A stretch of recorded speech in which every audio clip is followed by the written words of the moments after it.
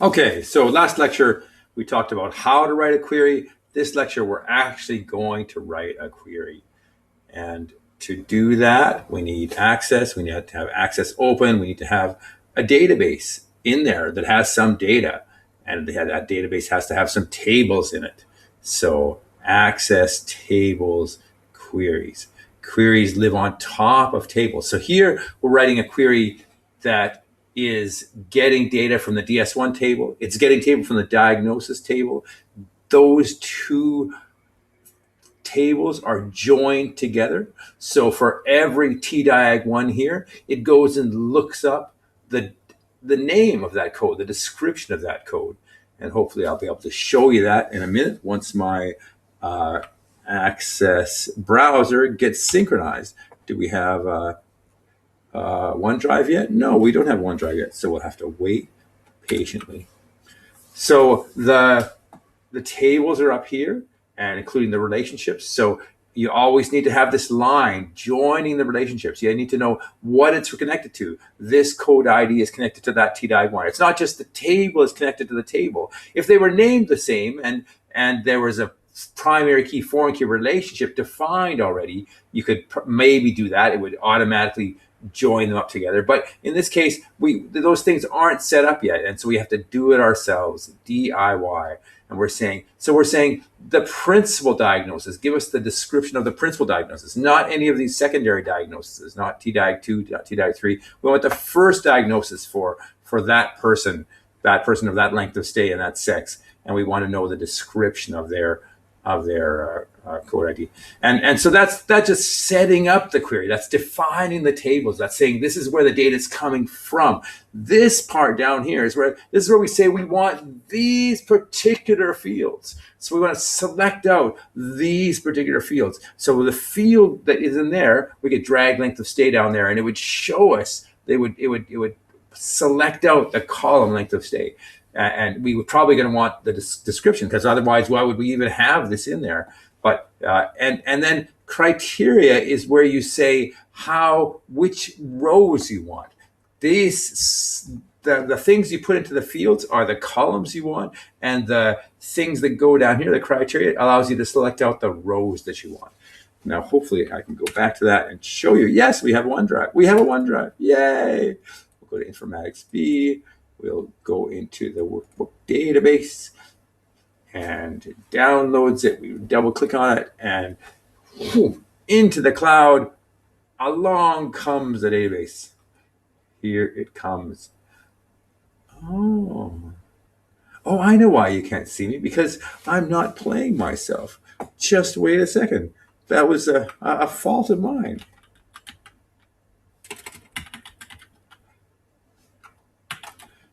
Let's get me in there. That's important. I think I'm really cute. So we go to back to Alt 4, maybe. It's going to be hard because, yeah, well, there I am. Hey, hi. Great. So here's our database. Again, we've got that security warning. We're going to enable content, and we've got our tables there. We're going to create a query. Create query. We don't almost never use the query wizard. Queries are much better to create by hand. On the other hand, we almost always use the form wizard and the report wizard, because they do a good job of making reports and forms. But for the queries, we're going to use the wizard. No, not the wizard. We're going to use query design. So query design, we just double click on that. It says you're probably going to want some tables. Queries go better with tables. You can actually base your query on other queries. We're going to replace it based on tables because we don't have any queries yet. And so we're going to base it on the diagnosis table and the DS1 table. We're going to add those in. And you'll see that there's no line between them. That's something I mentioned before. You got to have that line. There's no line between these two fields. And if we just ran that query right now, we drag length of stay down there. We drag ASCII guest down there. If we ran that right now, it would multiply the 20,000 records here and the 60,000 records here, and you'd get 1.2 million records in a result. It would cause your computer to go away for a long time. And that's not good because you want your computer to be there to do work for you. So that's why you need to drag this line. This line is a constraint. It says, I only want the DS1s where there is a diagnosis. And I only want the diagnoses where that particular TDIAG1 is in the code ID. We go look at those. So diagnosis, code ID has got codes, A000, A001, A009. Those are the codes in code ID. Now, if I go into the diagnosis, the DS1 table, you'll see that TDIAG1 also has those similar codes. And so what that query does is it brings those together. It says, I want those with those. So let's just drag TDIAG1 in there as well, just so we can have a little look at that. Get rid of length of stay because that's superfluous to the effort. And we run that query. And it says that first person, that K295, we'll go back and look at it, that K295, it goes and looks it up. It says that is chronic gastritis unspecified. It looks at K317, it says that is polyp of stomach and duodenum. Esophagitis, K20. So it goes and looks up all those forces. Imagine how long that would take. 29,000 lookups. You'd be there for a long time. Computers are good that way, especially when they're well designed, when the databases are well designed. And this one is not particularly well designed, but it's better than doing it by hand, let me tell you. So the query does that for you. It goes and looks it up. And that's not that exciting, but it is telling us how many of each of those things are. We could drag in length of stay. We could double click on sex and bring that in there too. And not only do we get the fact that that person had chronic gastritis, but they stayed 1 day and they were female. This polyp of stomach, again, 1 day, very common length of stay. We want to get people out of the hospital. They're expensive when they stay in a long time. And again, a female. That's kind of interesting. 29,000 people. It gave us a little bit more information about each of those things. It says that chronic gastritis is that. It's not much better than the original table, but queries can do more than that, and we'll show you that in a second. We'll just zoom away back to the PowerPoint. Queries. So how do you make a query? You do what I just did there. You create it in small steps. You constantly swap back between the data and design views to check your work. The reason why is so you get immediate feedback. It's interactive. You fail fast. If you screw up, you know exactly what you did. You can go back, undo, and figure out what went wrong. Try again. And as well, you get a feel for all the possible mistakes you can make. Let's go make some mistakes. So I'll make mistakes so you don't have to. Great. So let's say we wanted to,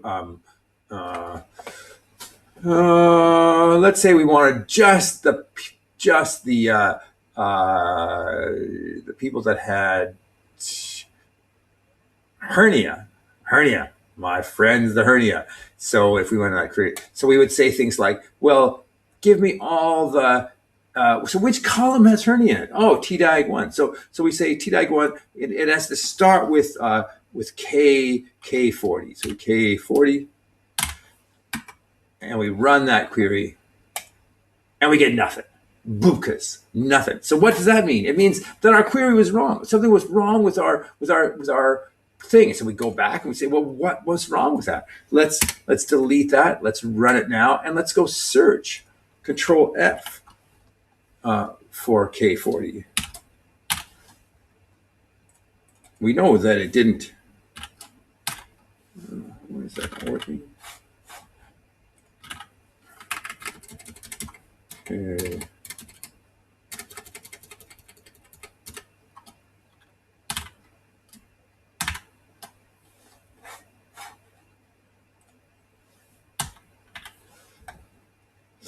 So we know that it doesn't find it anywhere. There's no K40, but let's say maybe it's the start of the field. Find it. And so sure enough, it has to start with a K40. How do you tell it to start with K40? You say K40 star. So it actually filled that in for us. What the real thing you say is like K40 star, but it was nice enough that it did that for us. It filled that in when it saw the star. And so now we run it and we say, oh, there's actually 1,923 of those K40s. And we've got the description, length of stay, and gender. Yeah, so run the query many times, figure out what's going on with it. Fail fast, get a feel for your mistakes. Query, we did that already. Don't use the query wizard. It's much better to use the report and form wizard, but not the query wizard. And add your tables in, as I showed you before, and then create the query in the design view, which is looking almost exactly like I had there in my query. And again, check, view, see whether it's working or not. Just what I was saying, and then enter your selection criteria. So here we're using a K5 star, which is, and we want all the men that have a K5 criteria. Let's go back and do that, just so you get a feel for that. We'll change it, instead of K40 star, we'll say K5 star, and we want men.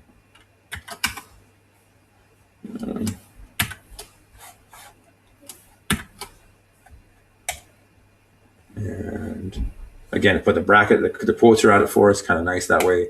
And we run that. And so this is the 3100 that had diverticulosis and other things to do with the lower intestine.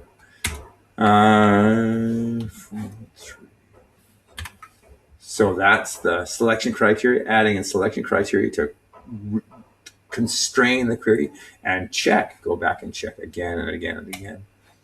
Oftentimes you sort the data. Now, you don't actually sort often in queries, unless you're doing things like getting the top 10, and therefore you sort and then get rid of the lower ones. But oftentimes queries are just like tables in the fact that you don't care what order it is. They're a bag of data. You actually only care about order when you're doing something with it, for example, like displaying it. And so therefore you use the sorting is often used in reports. But you can sort.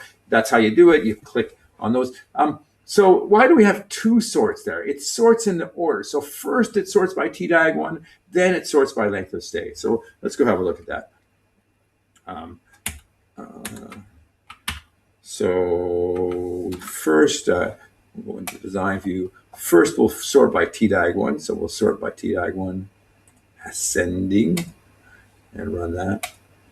And we'll see that TDAG1, all the TDAG 500s are together, all the 501s are together, 508, 509.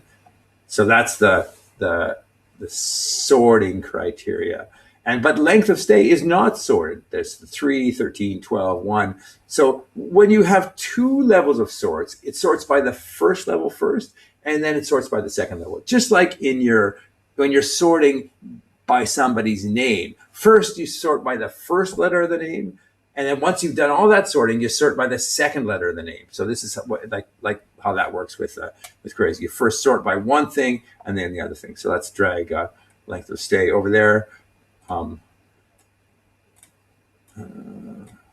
It's hard to move things around sometimes. You got to click just in exactly the right place. Now you can drag it around, and we're going to sort that by ascending as well. And now you'll see that sure enough, the K500s are together, but the ones are next, 3, 11, 12, 13. So now it's sorted in length of stay and TDAG1. What would happen if we took this column and moved it over there? Well, not a darn thing, because all we're doing is we're changing the display of the columns. Now, if we go back into here and we change this order, what do you think will happen there when we change that? Let's take a look.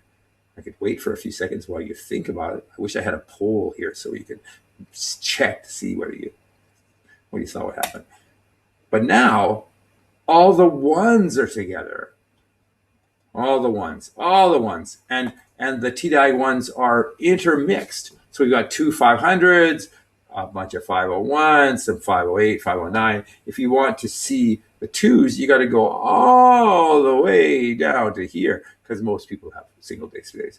And once we get to the twos, then again, we're looking at, K501 isn't there. Anyway, so that's much less useful of a sort. You kind of almost always want to sort by the code and then the other thing. But that's what the ordering does here. And you can, if you want to change the order of the display, you can do it in the other thing. Which is still stuck there. I'm very surprised.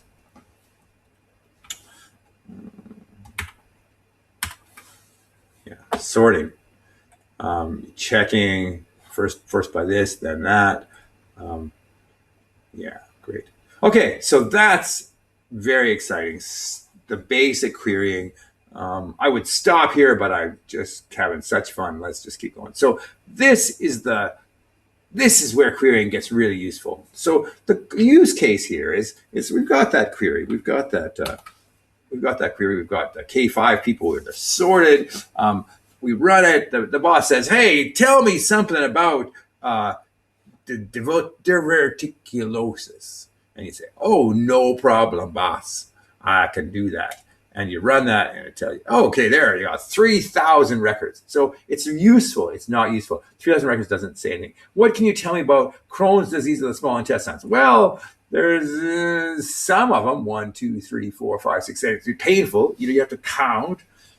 They tend to be male. It looks like, but who knows, really? So, what's the average length of stay? What's the how many of them are there? Are they mostly male or are they mostly female? What is that? How can I find out about that? That's what the totals button does. It allows you to do summaries and grouping. So the totals button is up here, and it's probably the most important button in this whole screen. And it allows you to. So let's turn it on, and you'll notice down here another line goes into place. So I'll turn it off and on again and off and on again. Isn't that fun? Down and back and down and back. And the default is group by. It says I only want one row for every distinct combination of TDAG1, length of stay, ASCII-Desc, and sex. Well, TDAG1 and ASCII-Desc both change at the same rate, so that doesn't matter. They're both going to change at the same time, so we'll get one row for each one of those. But for every length of stay and sex. So let's run that query. We just run that by itself. So now we don't have 3,089. We've got 452. So that's the number of distinct combinations of length of stay, TDAG1, ASCII-Desc, and sex. So there's at least one length of stay, one K500, Crohn's disease male. There's at least one length of stay, 3 TDAG1 Crohn's disease male. So that's kind of interesting. Sometimes it's useful to be able to say what exists, but that's not as useful. So it's kind of like, what are the distinct values in the thing? And it's useful, but not really useful. So that's one thing you can do with group by. But more useful is given that group, tell me something else about them. So, for example, given all the men, what is the average length of stay? What is the average length of stay? So that's, instead of group by there, we'd say average length of stay.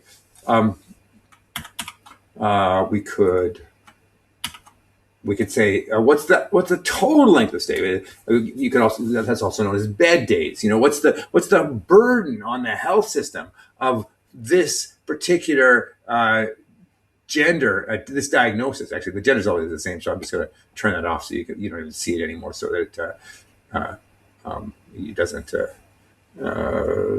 doesn't show up. So because that's always going to be male anyway. So what's the particular burden for that? So we can run that. It says, given this length of stay, that's the average length of stay. That's the total length of stay. So Crohn's disease of small intestines tends to be less hard on people than the Crohn's disease of large intestine. Other Crohn's disease, even worse. Average length of stay, ulcerative enterocolitis, much, much worse. So average length of stay actually isn't a very good metric for these things, because it's not a regular distribution. It's not, but that's okay. It's just to give you some idea of how bad it is. But the thing is how many people is that made? How many people does that make up? This length of stay. How many people in there? That's also a useful thing. So and that's oftentimes you want to count. So with count, you can just grab anything. You could grab length of stay or whatever, but you just grab any old field and you change it to count. And you run that. So that tells you how many people. So of those 6 people, on an average length of stay of 6.88, they had 41 bed days. This 16 people had an average of 7 length of stay, 114 total bed days. Look at that. Those two numbers multiplied together make that number. Isn't that fancy? Yeah. So bad days, average. So a very useful thing to do. You often count things. People will say, "How many patients have X?" And the report is, it tells you how big a burden it is on the population. So on the hospital, so you really want to know all those things. So how many people? Which is the one that's the most? Which is the K500 code that is the worst one? How would you do it? Well, you filter it. You could go look. Well, there's a 650 and blah blah blah. You could sort it from largest to smallest. Constipation, of course, that's probably the worst one. Everybody gets constipated. But even better is you can embed that in the query itself. So once you've counted it, you can say count it in descending order, and then that's embedded in the query itself. So we run it, and you always get. Why did that not work? Because we've got these other things sorted. So let's get rid of all those others. So we don't want to sort by that. We don't want to sort by that. We don't want to sort by that. Yeah, and then it says, oh yeah, there's the hard one, 650. Cool. So counting is useful, much more useful. It's probably more useful than sum or average, but it's just things you can do with groups of records, and by group, because we group them together, because we group these two together, we're able to count the group. Something that's kind of useful here is you don't have to just say group by, you can say where. So what where does, it says, I'm not going to group by this. I'm just going to use it as a criteria on the query. So it's not grouped. I can't even show the where because then it would be grouping. You can't for wheres, you just have to, you just have to say, this is part of the criteria. So, yeah. In this case, it doesn't make any difference because there's only one of them. But for example, if you were saying, let's say, okay, the length of stay. Let's drag length of stay in there. Length of stay.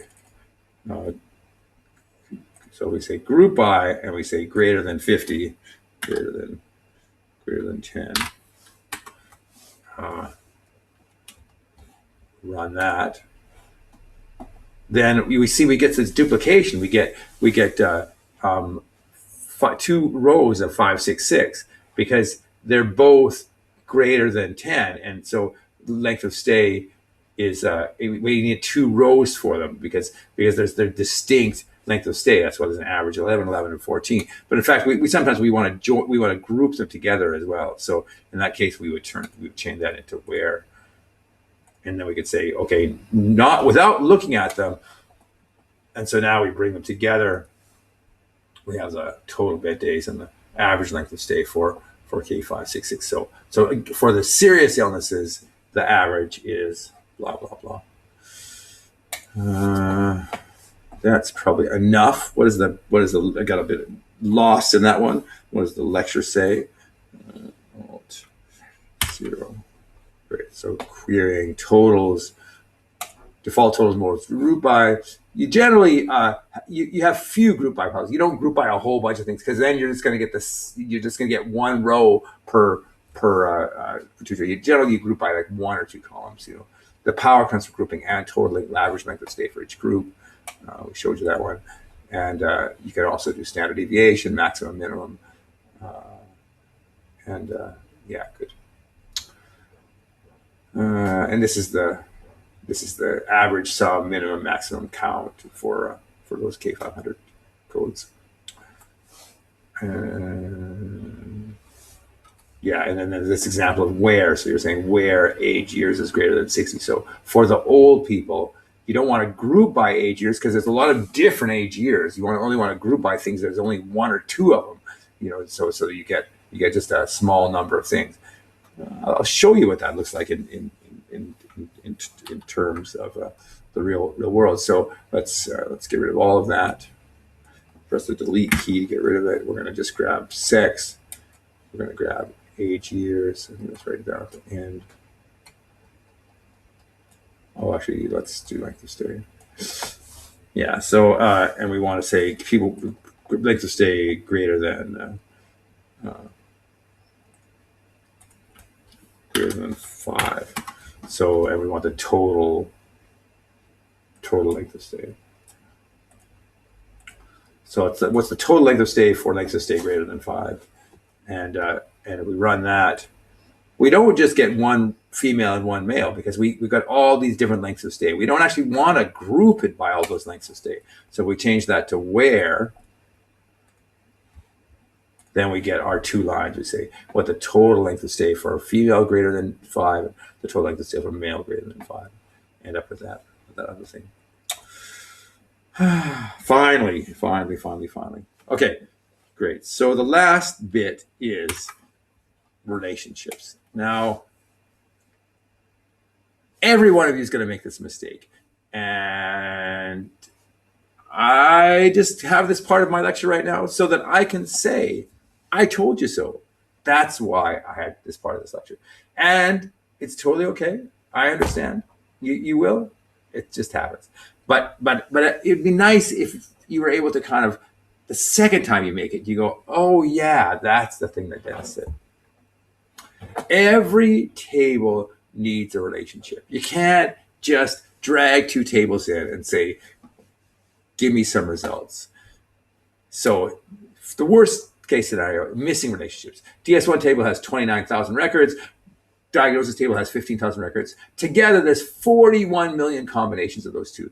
If you try to see anything from that query, access is going to go away for a long time. You use control break to get it back, but I don't think control break works in the browser. So I think you've lost your work if you do that. And then you'll have to go back to, re-log in. And so you need relationships. Don't just drag two boxes in and expect things to go well. You need relationships. A better case scenario, but still bad, is when you've got the wrong type of things. When you try to connect a number to a letter. Code ID is K50 and length of stay is 1. Well, 1 is a number, length of code K50 is a text. They will never match. MS Access knows this, and so it gives you a message. It says type mismatch in expression. These two things are the wrong type. Don't try to join them up. What you do is you go look. You say, go look at code ID. Oh, that starts with K. Then you go look. You say, oh, the TDIAG one starts with K. That must be where the join is. So to figure out where the join is, you got to know a little bit about your data. And then the other thing is if they're the wrong thing, they're both the right type. So sex is text, a male or female. Code ID is a code, K500, but they're never going to match because you're never going to have a code ID M and you're never going to have sex K500. Hey, is it a blue or a pink party? No, it's a K500 party. I don't think so. There are different types of things they'll never match. And you'll end up with these blank results. So you'll go, what? So this is why it's good to keep checking back and forth all the time because, you'll see these things when they happen. You go, oh, it's because I got the wrong relationship. So I'm really looking forward to looking over your shoulder in the tutorial and saying, I've got the wrong relationship. Cool. And that's it for lecture 2.